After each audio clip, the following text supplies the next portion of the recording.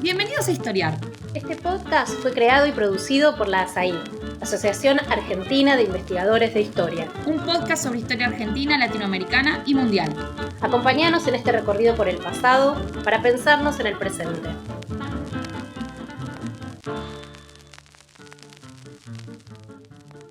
Bueno, hola, bienvenidos y bienvenidas a un nuevo episodio de Historiar, el podcast de la Asociación Argentina de Investigadores en Historia. Soy Flavia Fierucci, doctora en Historia e investigadora del CONICET en el Centro de Historia Intelectual.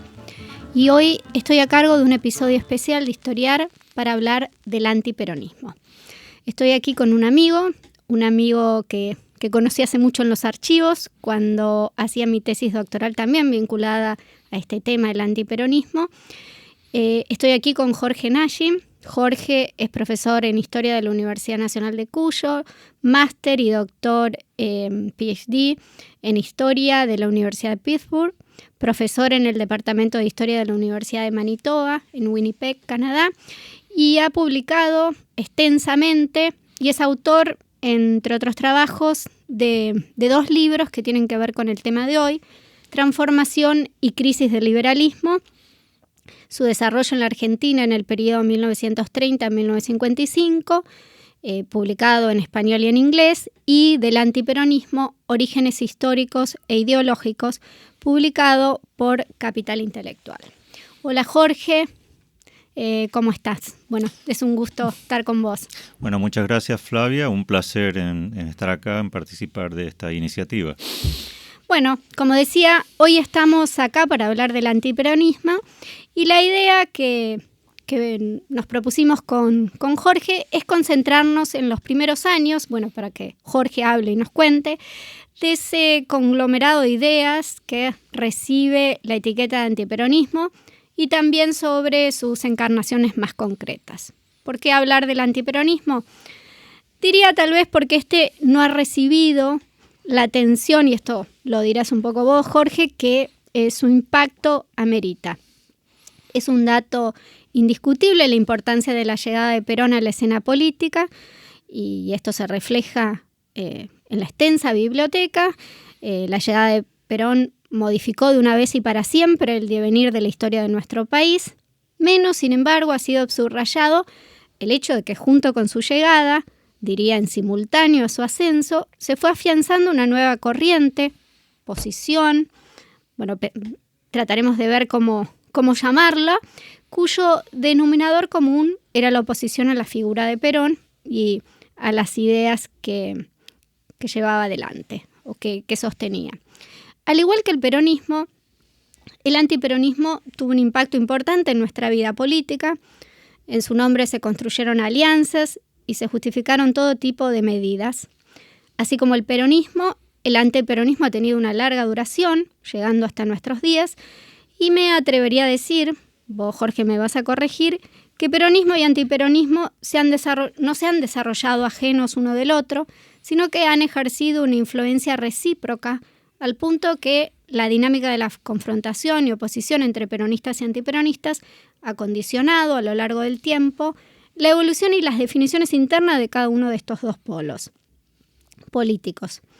Por todo esto es que pienso que es importante detenernos en el peronismo y aclarar algunas cuestiones que tienen que ver con el origen y el desarrollo del antiperonismo. Así que ahora, si te parece bien, me gustaría comenzar por el principio, por los orígenes, y remontarnos al tiempo previo a la elección de Perón como presidente. Imaginemos situarnos en el periodo que la bibliografía identifica como el del ascenso de Perón, del 43 al 45.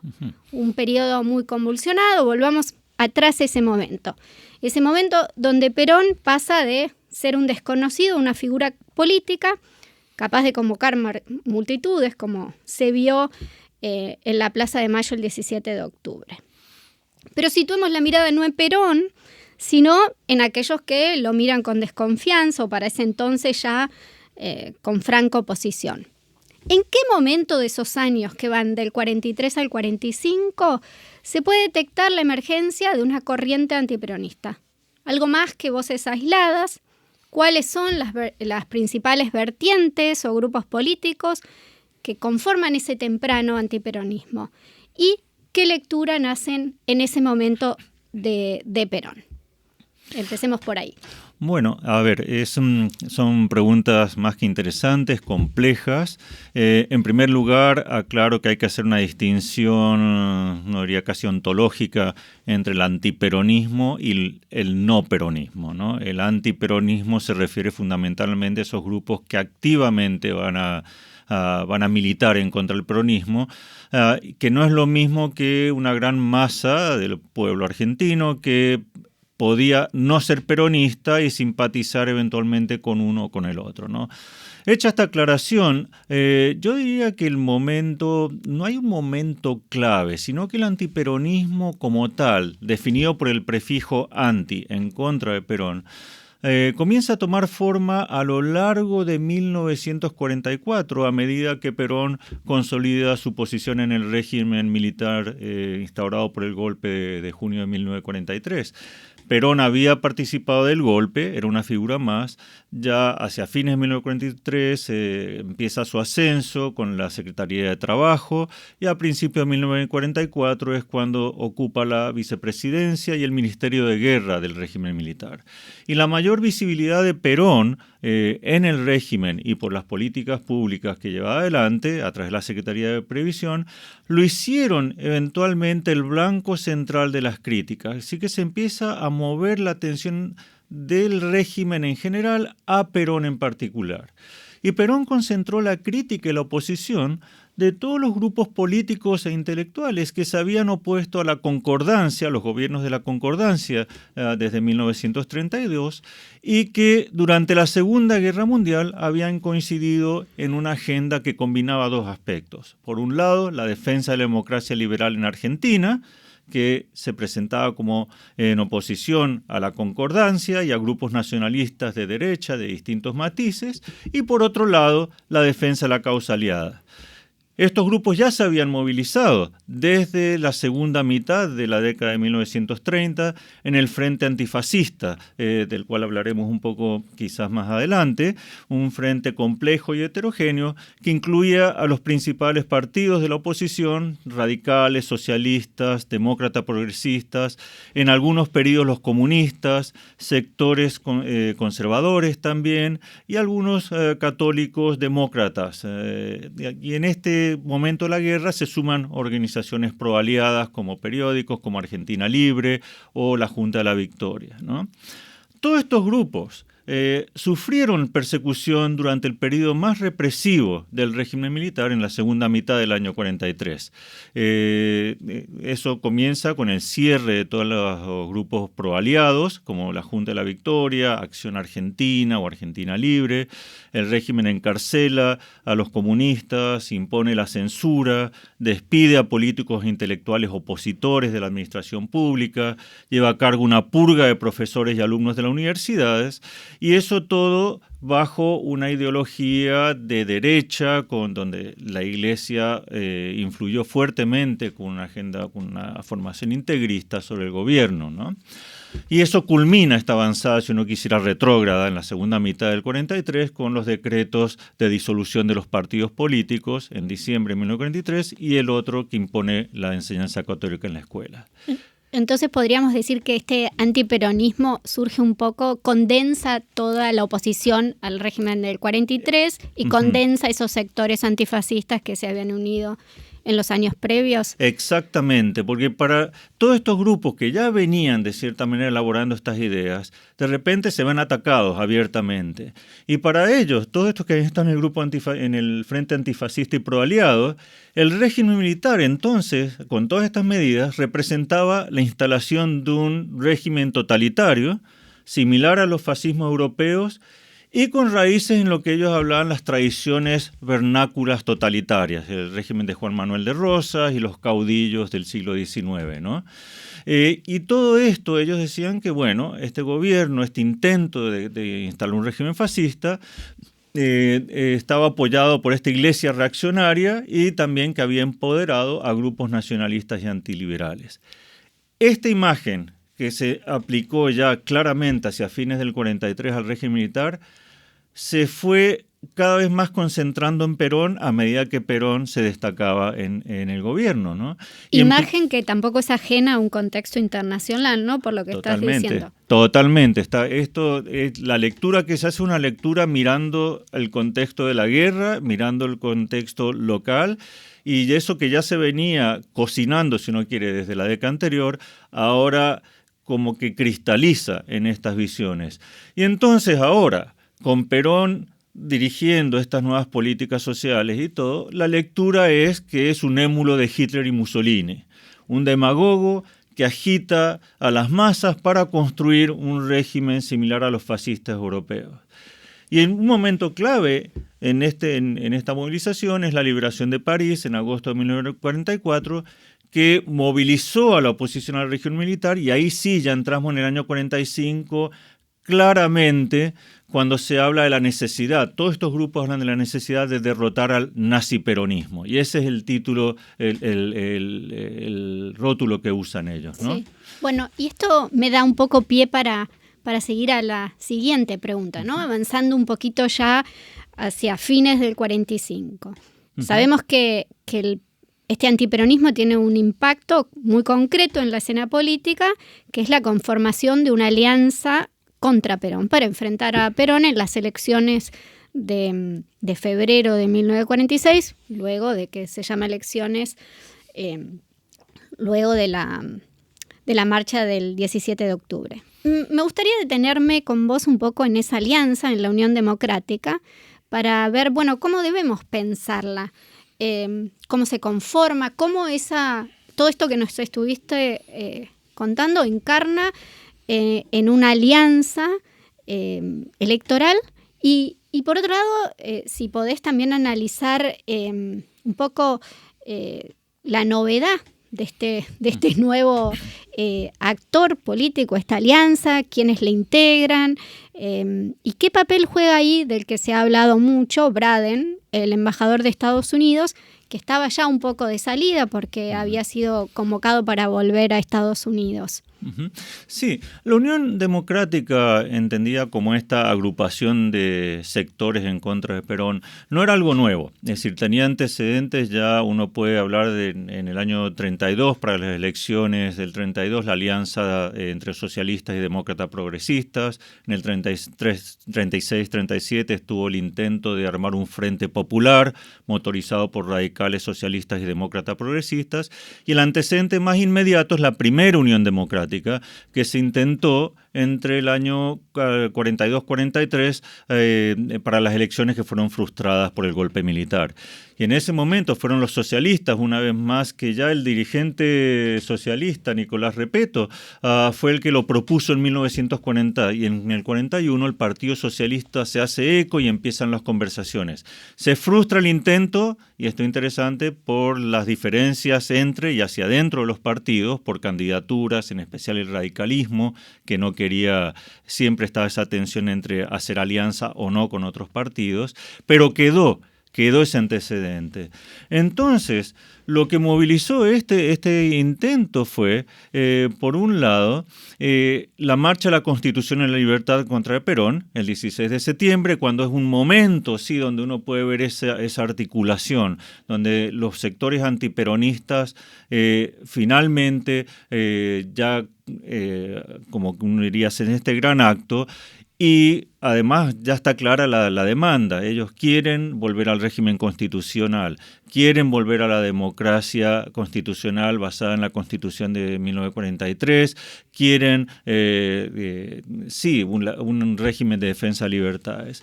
Entonces, la marcha del 16 de septiembre, seguida del 17 de octubre, después del 17 de octubre, por un lado aparece la candidatura de Perón, y en oposición, entonces, se forma la Unión Democrática hacia fines del 45. ¿Quiénes estaban ahí? Estaban radicales, socialistas, comunistas y demócratas progresistas bajo la fórmula presidencial del radicalismo. Es decir, el radicalismo ponía la fórmula presidencial, y hacia debajo, por debajo, las distintas fuerzas políticas que integraban la Unión Democrática presentaban listas propias para candidatos a cargos provinciales y legislativos. Salvo algunos apoyos individuales y aislados, los conservadores no participaron de la Unión Democrática. En esto pesó la enemistad profunda que tenían los radicales con los conservadores por el fraude que había habido desde toda la década pasada.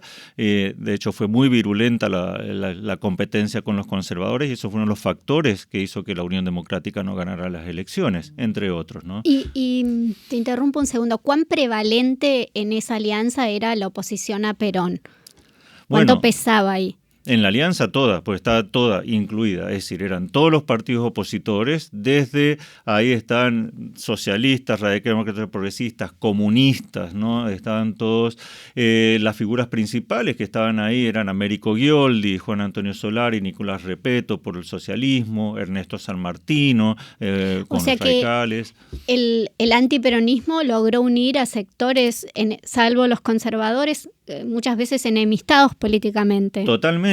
Y no solo los partidos políticos, porque acá estamos hablando del antiperonismo, un fenómeno mucho más amplio, porque acá se sumaron los grupos empresariales del país, que ya se habían manifestado en contra de Perón y el régimen militar en el año 45, la gran prensa, el diario La Prensa y el diario La Nación, y los grupos intelectuales que se habían enrolado en el antifascismo y que habían devenido antiperonistas en el año 44 y 45. Y acá hablamos de intelectuales relacionados con la revista Sur, con la Sociedad Argentina de Escritores, el Colegio Libre de Estudios Superiores, que habían participado de todas estas movilizaciones antiperonistas. Sí. Y ahora que venías hablando de esos sectores, también me da pie para la otra pregunta que quisiera hacer, que es moverme un poco del mundo más claramente político, ¿no? De los líderes y partidos políticos, para situarme en ese mundo del que estabas hablando recién, el de la cultura y los intelectuales, para anclarlo un poquito mejor, digamos, el mundo de los escritores, ¿no? Uh-huh. Y se ha escrito mucho sobre intelectuales y peronismo,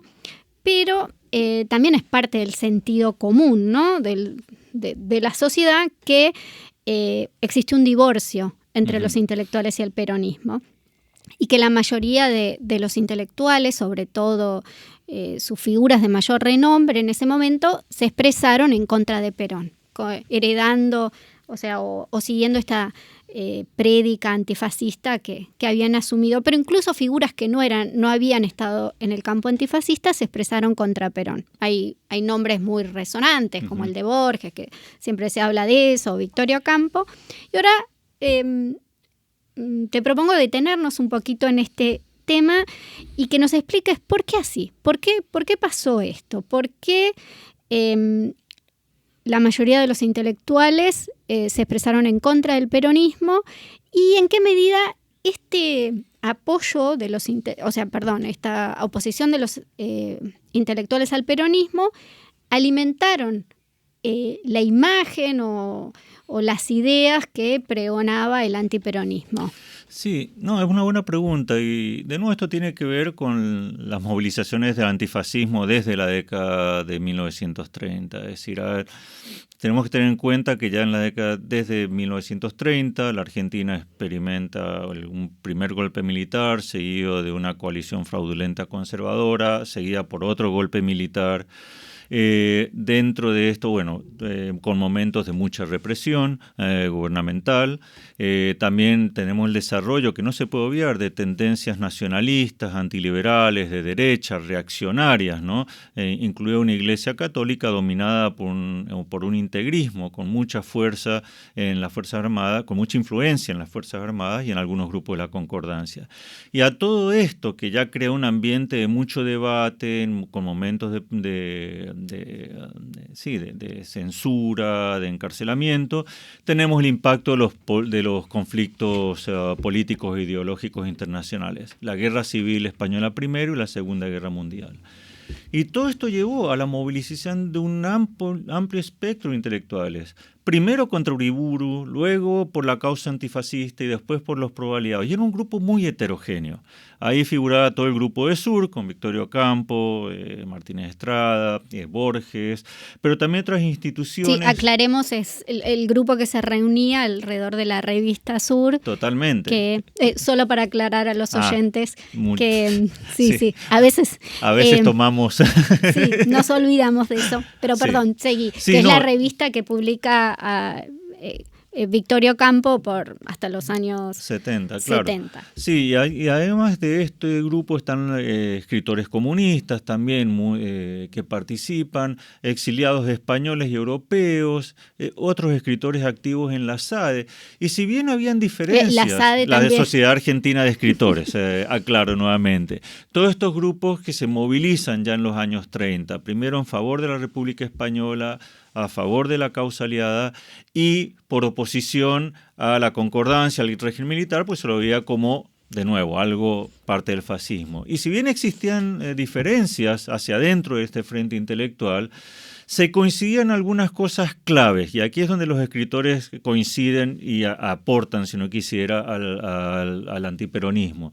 Primero, se coincide en la defensa de la tradición liberal argentina como la base auténtica de la democracia y la cultura argentina, ¿no? Hay una defensa muy explícita de Sarmiento, de Alberdi, de Echeverría, ¿no? Con actos públicos, escritos, números especiales. Que eso empieza en los años 30. Empiezan los 30. A la par que crece los movimientos que en contra, ¿no? Claro. En el año 38, que es el 50 aniversario, ¿no?, de la muerte de Sarmiento, Sur publica Defensa de Sarmiento, y eso sucede en muchos ámbitos, ¿no? Para rescatarlo en el contexto político, en un contexto político donde se veía que las influencias fascistas o reaccionarias estaban en ascenso. Y además de eso, se defendía, junto con esta idea, la idea de que la democracia era liberal, representada por la Constitución y esta tradición liberal argentina, era la única que podía asegurar las libertades necesarias, libertades de expresión, libertad de prensa, para la actividad crítica e intelectual, ¿no? Entonces hay una identificación de estos grupos por la defensa de eso. Y por oposición se critica, estos grupos critican a nacionalistas, historiadores revisionistas, grupos católicos, como enemigos de la tradición argentina, antiargentinos, que solo quieren movimientos fascistas y totalitarios. Y eso explica que al momento que llega el régimen militar y el surgimiento de Perón, los intelectuales ya tenían una dilatada trayectoria y experiencia en el antifascismo y en las ideas que le van a aplicar a Perón. Y a eso se sumaba también otro aspecto, el carácter inicialmente represivo del régimen militar, y también el elemento plebeyo del peronismo emergente en 1945. Recordemos todas las campañas, los eslogans, alpargatas sí, libros no. Y ahí me gustaría detenerme, ¿no? Uh-huh. En un episodio, ¿no? En la marcha del 17 de octubre, Uh-huh. porque bueno, para los peronistas es algo así como, o para el peronismo, mejor dicho, es algo así como el acta de nacimiento. ¿Cómo el antiperonismo interpreta este antiperonismo intelectual del que nos estás hablando, pero también por ahí el político, si nos podés decir esta jornada? ¿Cómo se paran frente a la irrupción de las masas en defensa de Perón? ¿Revisan algo lo que estaban diciendo? ¿Sigue siendo la confirmación de la llegada del nazi-peronismo, como se decía? Fue un terremoto. Fue realmente la pesadilla para ellos, porque ellos venían muy entusiasmados con la marcha de la Constitución y la Libertad. Que fue muy masiva. Fue masiva, hasta el 17 de octubre. Había sido la más importante acá en Buenos Aires, les había llenado de ilusiones, después el breve encarcelamiento de Perón y que provocó el 17 de octubre, ¿no?, con la manifestación. El 17 de octubre expuso de manera explícita todos los argumentos y temas que el Frente Antiperonista había venido expresando desde 1944. Frente a este fenómeno, ¿no?, se quedan sorprendidos, jamás imaginaron algo así. Fue un momento extraordinario, fue como un relámpago que iluminó para ellos una realidad que ellos no habían visto o no querían ver, ¿no? Y los argumentos antiperonistas se expresaron. O sea, el apoyo de los sectores populares a Perón. Totalmente. Era algo que no habían advertido antes. O Lo habían advertido, pero obviamente en los partidos políticos y los sindicatos veían eso, pero nunca algo así, nunca se imaginaron algo así. Y los argumentos aparecieron desde la prensa hasta la vanguardia, la prensa comunista, en todo. Y la reacción fue los principales argumentos. Primero, había una denigración profundamente racista y clasista de los sectores populares que apoyan a Perón. Los epítetos eran que se trataba de hordas, de patotas, de turbas, montoneras, lumpen, trabajadores lumpen, que representaban la barbarie, la incultura, con la violencia que venía desde el siglo XIX, ¿no? Y otra vez Sarmiento le sirve. Otra vez, la lectura de Sarmiento es clarísima acá, ¿no? Y hablan de eso, la barbarie redivida, ¿no? Y usan el término montonera, obviamente, con referencia a Rosas, ¿no? Eran la manifestación local del totalitarismo europeo, de nuevo, el naziperonismo en su máxima expresión. Y lo interesante, de acuerdo a los antiperonistas, que esta gente no podía representar al pueblo argentino. Porque el pueblo argentino, según ellos, era de esencia democrática, era una masa inculta, incivilizada, movilizada por el Estado. Y le reafirmaba a los ojos los antiperonistas la visión del peronismo como un fascismo vernáculo y violento. Son muy interesantes las descripciones gráficas y de textos, ¿no? Por ejemplo, hay representación de los trabajadores con rasgos animalizados, los carteles del 17 de octubre se presentan con errores ortográficos, todo señalando elementos de vulgaridad. Y como vos decís, Flavia, hay una explícita conexión con la barbarie sarmientina y la idea de que la Plaza de Mayo y la Ciudad de Buenos Aires habían sido violadas, ¿no? Y de nuevo acá hay una explícita para los que... Sí, la idea de invasión. La invasión de la masa e incluso uno podría ser más fino todavía, y muchos de ellos tenían esto en claro, Echeverría y el Matadero, ¿no? El episodio donde atrapan al unitario, que casi que parece que lo van a violar y muere. Bueno, esta idea de profanación, ¿no? de algo de la argentinidad, ¿no?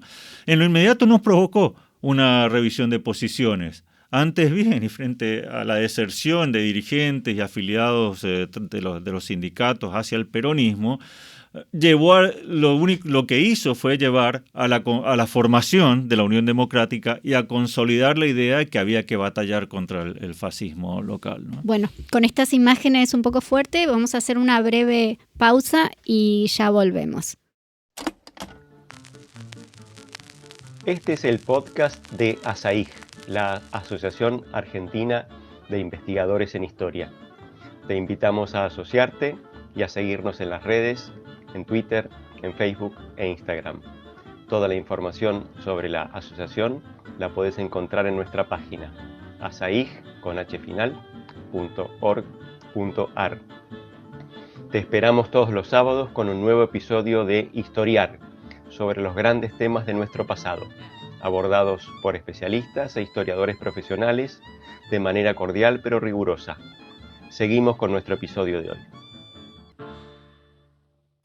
Sigamos avanzando un poco en el tiempo.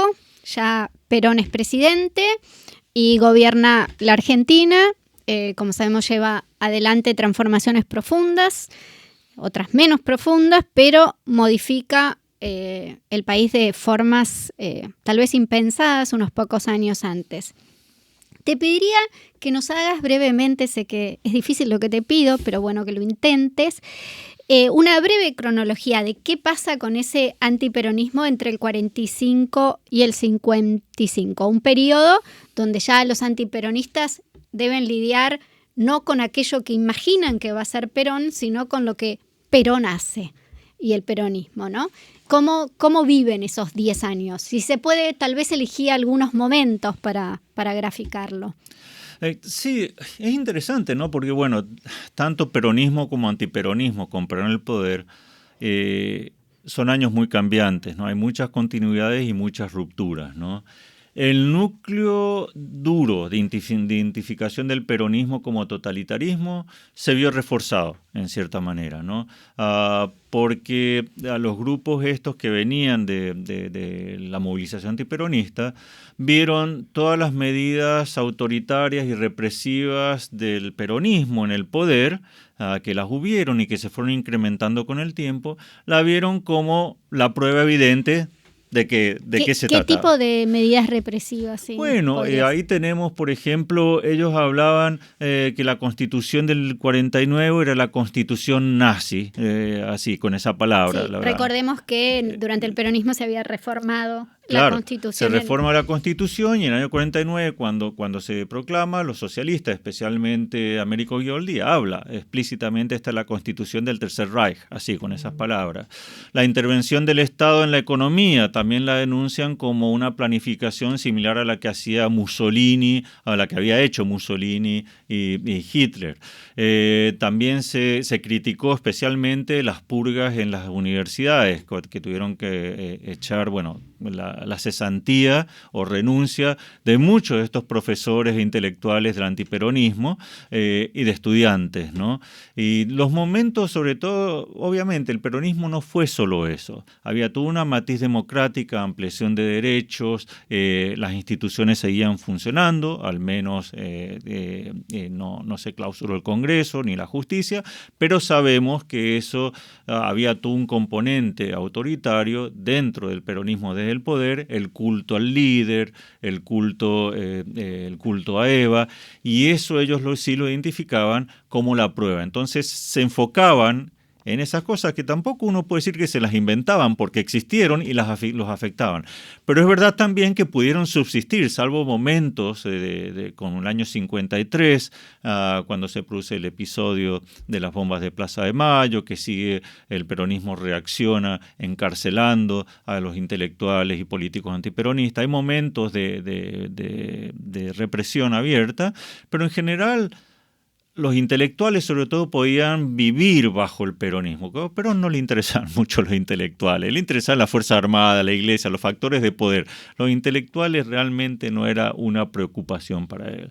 De todas formas, ellos pensaban desde sus trincheras, ya sea en los mundos, en las revistas, en los grupos culturales que se fueron en este periodo, se sigue criticando al peronismo en el poder, con ciertos ataques simbólicos que representaba la denigración de la cultura argentina. Entonces se criticaba la cultura de masas del peronismo como algo burdo, que no valía frente a la verdadera cultura. Y el peronismo duro, antiperonismo duro, estaba representado fundamentalmente por el Partido Socialista. Américo Ghioldi, la línea de Ghioldi sobre todo es la que domina, que es el más antiperonista. Radicales, Ernesto San Martino, que acuñó el famoso término del aluvión zoológico para describir a los peronistas. Conservadores como Reinaldo Pastor, y todo este mundo intelectual del Colegio Libre de Estudios Superiores, la Revista Sur y otras que se crean, ¿no? Que son lugares desde donde ellos siguen recordando momentos y figuras de la tradición liberal que por oposición son críticas veladas, más o menos abiertas, más o menos explícitas frente al peronismo. Ahora, habiendo dicho esto, quiero aclarar un par de cosas. Hubo otro antiperonismo que evolucionó no desde el Frente Antifascista Liberal, sino del nacionalismo católico. Porque a medida que el peronismo evoluciona en el tiempo, en el poder, muchos sectores... Sí, recordemos que llega con apoyo de la Iglesia y luego empieza a separarse, a distanciarse. La Iglesia lo había... tener un abierto conflicto, ¿no? Totalmente, lo había apoyado en la elección del 46, ¿no? La famosa carta pastoral en donde recomendaba no votar por la Unión Democrática, la Iglesia básicamente, y ahora, claro, a medida que Perón se consolida en el poder y tiene un proyecto que trata de ocupar más espacio en la sociedad y ya empieza a chocar, entonces la Iglesia por un lado y grupos nacionalistas que veían que Perón se había apropiado de sus banderas y después los había marginado, ellos también, viene un antiperonismo de ese lado que va a confluir con el otro en el momento del golpe, ¿no? Ahora, Dentro de ese antiperonismo duro hubieron fracturas. En los socialistas, por ejemplo, también en el Frente Antiperonista, los comunistas que se habían sumado en el año 45-46, también tratan de buscar buscar mejor relación con Perón para acercarse a los sindicatos, y eso lleva a que se abandone el Frente Antiperonista en el año 52, por ejemplo. Y hay otra dimensión que la ha trabajado en otros lugares, que tiene que ver con el antiperonismo internacional, porque todos estos políticos e intelectuales tenían fuertes vínculos internacionales. Entonces, cuando Perón toma ciertas medidas, desde afuera, por ejemplo, se lo critica. Entonces aparecen en México, por ejemplo, críticas a Perón en el Cuadernos Americanos y la revista América, que se hacen eco y transcriben, o ya sea textos de los antiperonistas, o se hacen eco de lo que se escribe en Argentina. El Ateneo Español en México es un lugar donde Yoldi, por ejemplo, viaja varias veces y él informa de lo que está pasando. También la Falange Chilena, que son demócratas cristianos, se hacen eco sobre todo los temas que está pasando en Argentina, o la Sociedad de Escritores de Chile, que denuncia, por ejemplo, la expropiación de la prensa o los ataques a la nación. Es decir, hay una tensión desde afuera que se encargan los antiperonistas locales de hacer. Entonces hay toda una dinámica que rodea lo que está pasando en el país, que hace que el peronismo tiene un legado muy fuerte en el exterior, sobre todo en Estados Unidos, por el tema de ver a Perón como un dictador, ¿no? Y eso también se engancha con las alianzas antifascistas internacionales anteriores. Totalmente, hay algo de eso, y ahí sí cumplió un papel la figura de Braden, de que al final no obvié contestar eso. Braden, que participa, el embajador. Que tenía una particular inquina con Perón prácticamente. Totalmente. Braden, más allá de la defensa de ciertos ideales, había algo con la figura, me da la Totalmente. sensación. Él llega en mayo del 45 e inmediatamente se suma a la campaña antiperonista, participa de todas las cosas. Hay una anécdota y él moviliza todo esto, ¿no? Y después del 17 de octubre hay una anécdota muy graciosa que me la contó la viuda de Leopoldo Sea. Leopoldo Sea estaba en el 45 acá, y él conocía a Victoria, todo esto, ¿no? Entonces estaba Victorio Campo, gran filósofo mexicano, latinoamericanista, una figura de renombre internacional. Y él recuerda a Victorio Ocampo en una reunión diciéndole a Braden: ¿qué espera Estados Unidos para mandar a los Marines para derrocar a esto? ¿Qué están esperando? Y él, mexicano, viniendo allá, le parecía algo increíble esto que se estuviera pidiendo que mandaran a los Marines, ¿no? Pero la campaña de Braden, y después de la publicación, justo antes de las elecciones de febrero, del famoso libro azul del Departamento de Estado de Estados Unidos, donde se resumían todas las pruebas del nazismo de Perón y del régimen militar, eso dejaron una impresión muy perdurable en Estados Unidos, y que todavía se puede ver en estas cosas. Es muy común que la primera reacción que viene de Estados Unidos muchas veces es Perón, sí, dictador, populista, demagogo, todo esto. Y tiene que ver mucho con estas cosas que se acuñaron incluso en estos momentos, ¿no? Sí. Es muy interesante eso. Bueno, volviendo un poco para atrás en algunas cosas que dijiste, te detuviste en esas imágenes que se acuñaron frente al 17 de octubre, ¿no? Uh-huh. Donde se hablaba de las clases populares que apoyaban a Perón en términos muy denigrantes. Y eso me hace preguntarme por otro tema que recurrentemente aparece cuando hablamos del antiperonismo, que es el de la clase, ¿no? Uh-huh. Así como aparece con el peronismo. En general es visto como el antiperonismo como una oposición de sectores privilegiados de la sociedad en contra de los sectores populares. ¿En qué sentido te parece una apreciación correcta, o en qué sentido podemos asociar clase y antiperonismo, ¿no?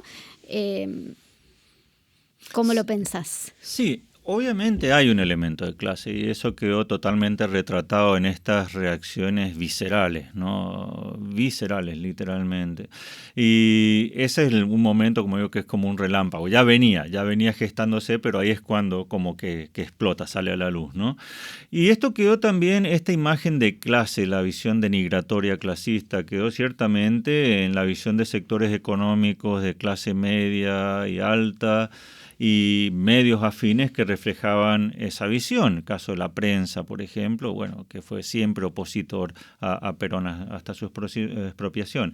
Y se mantuvo, obviamente, en las décadas siguientes en las organizaciones patronales argentinas, ¿no? O sea, sería una defensa de una posición de privilegio, el antiperonismo, en estos sectores, claro, ¿no? Y claro. digamos, oponerse al igualitarismo que traía consigo. Totalmente, porque se lo veía... Claro, acá, bueno, se utilizaban las excusas, ¿no? Estos obreros incultos que reciben dádivas del gobierno, que quieren esto, quieren la vida fácil, ¿no? Prejuicios que hasta el día de hoy llegan, ¿no?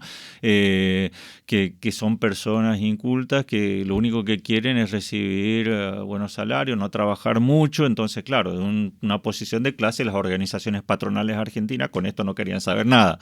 Obviaban todo lo otro, la parte igualitaria, pero eso es lo que les pesaba. Pero no hubo antiperonismo en los sectores populares, en los sindicatos, exclusivamente se alojó en los sectores más pudientes de la sociedad argentina o privilegiados. A ver, hay que ver esto y volviendo un poco un paso atrás.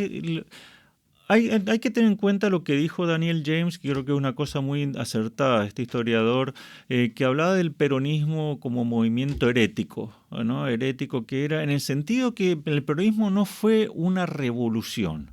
No fue una revolución, no fue la revolución bolchevique, por ejemplo, no provocó una reforma absolutamente estructural de la sociedad, pero sí provocó una reconfiguración fundamental de las relaciones sociales en Argentina, y eso sí provocó esa reacción de clase, ¿no?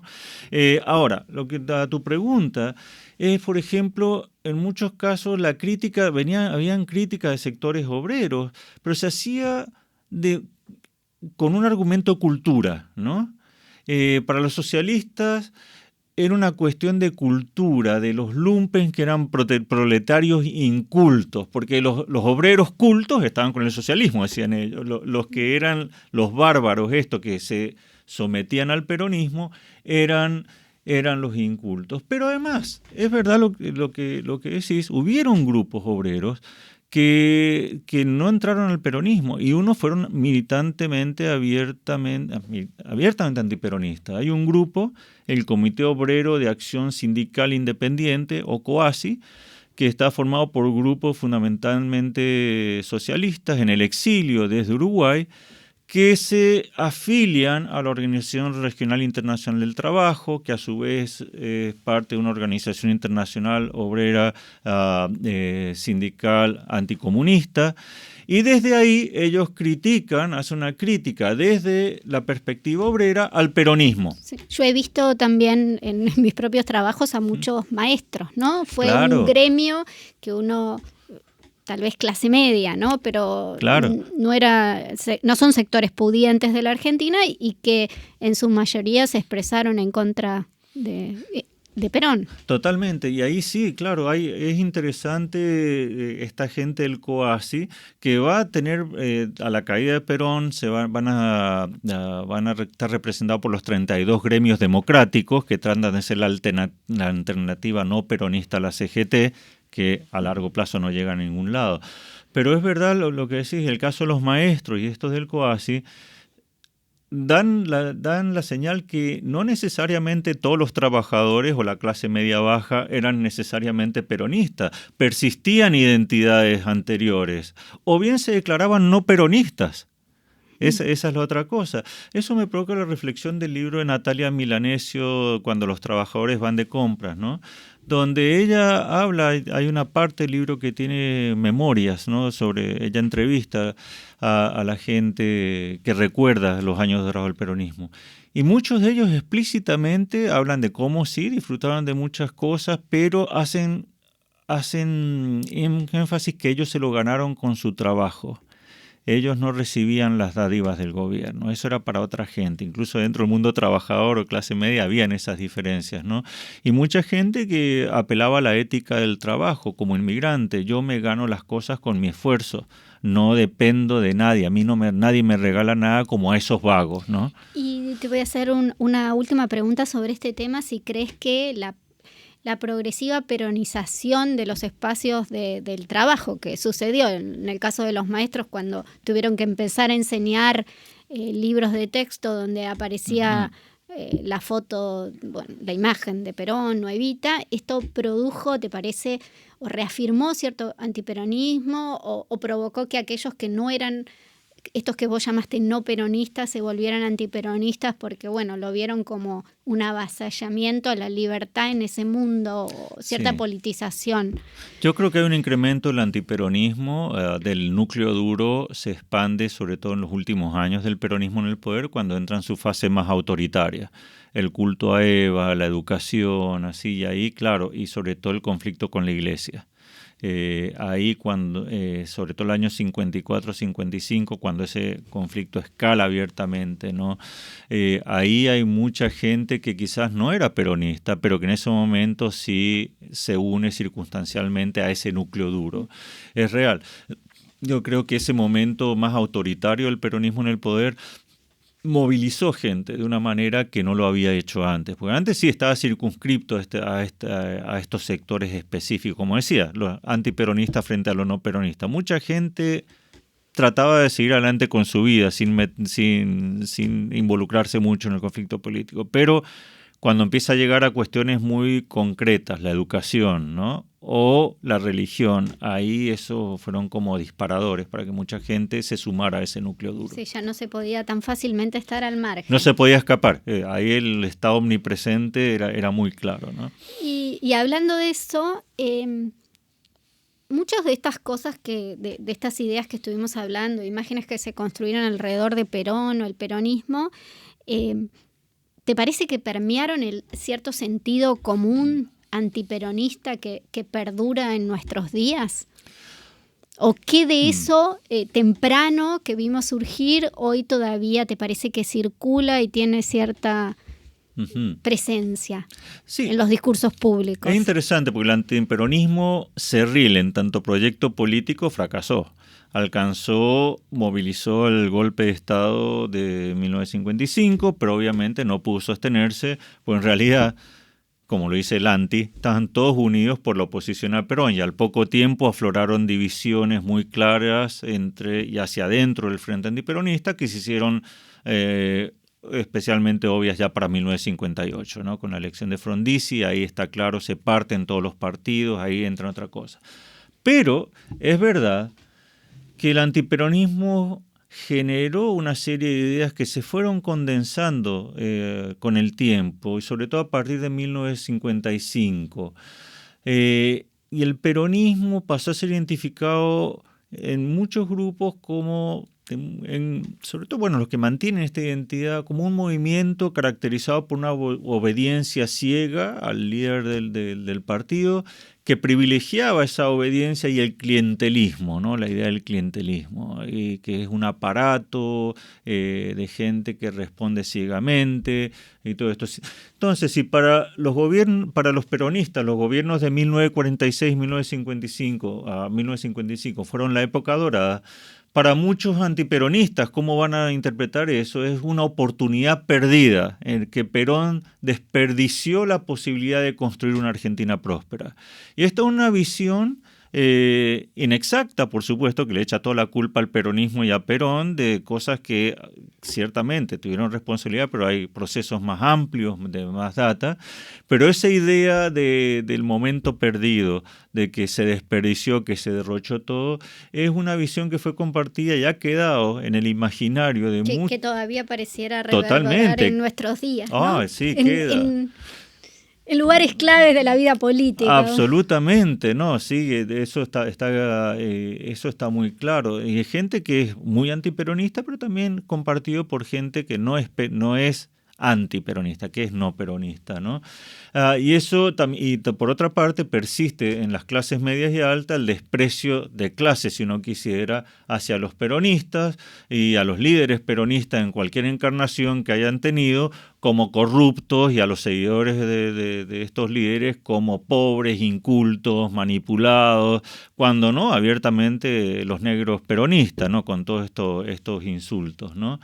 Es verdad que para las amplias capas de la sociedad que ascribieron al peronismo y la izquierda, el antiperonismo, por otra parte, lo pasó a ser como sectores gorilas, antipopulares, aliados a grandes grupos económicos y extranjeros. Es decir, se quedaron estos como caricaturas, como que cosas que informan un sentido común tanto del antiperonismo como del peronismo, ¿no?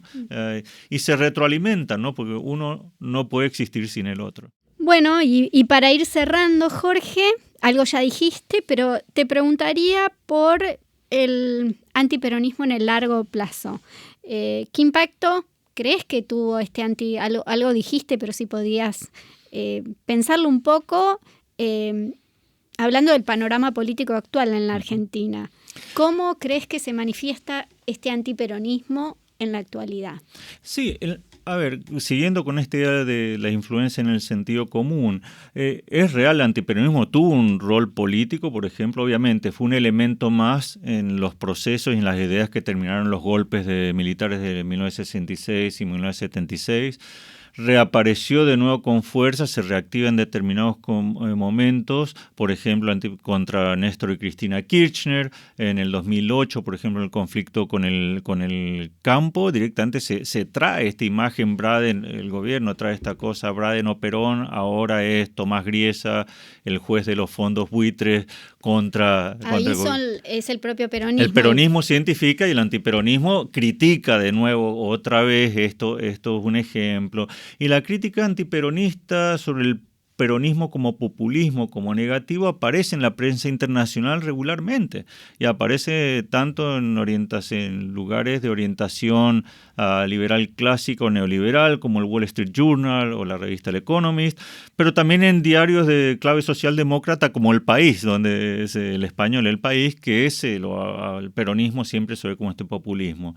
Y estas imágenes antiperonistas están exacerbadas en los grupos de derecha y especialmente en los que confluyen en el gobierno de Javier Milei actualmente y en periodistas y medios afines que no dudan en echar mano a todos y cada uno de los estereotipos antiperonistas en la crítica a lo que ellos llaman los cucas, ¿no? Es decir, hacen una cosa notable.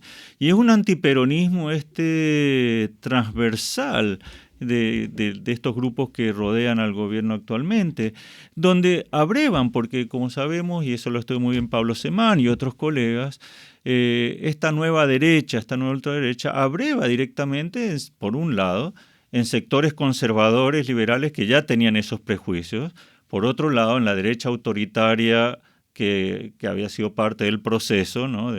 También que tenía ese fuerte componente autoritario y antiperonista, y a lo que le suman también esta nueva derecha populista, ¿no? De movilización. Entonces una construcción transversal. Interesantemente, si estos antiperonismos, el hecho que mucha gente de sectores humildes o tradicionalmente peronismos hayan ahora confluido ahí, sería un interesante ejercicio si este discurso antiperonista mezclado con populismo de derecha, un discurso retrógrado, si eso se puede mantener en el tiempo, y eso solo lo dirán las políticas, ¿no? Que hagan para ver si ese discurso se puede mantener. Pero es interesante cómo hay un eco de todas esas críticas antiperonistas tremendas. Uno tiene que abrir los diarios o mirar ciertos programas de televisión y ver cómo son exactamente lo mismo, las mismas cosas, líderes corruptos, obviamente centrado en la figura de los Kirchner, pero por extensión uno puede ver el eco de ese antiperonismo, imágenes que ya venían desde los años 40. Bueno, Jorge, acá vamos a cerrar. Te agradezco un montón tu presencia y ojalá nos podamos encontrar otra vez para charlar alguna de tus investigaciones. Muchas gracias. Un gusto, muchas gracias, Flavia.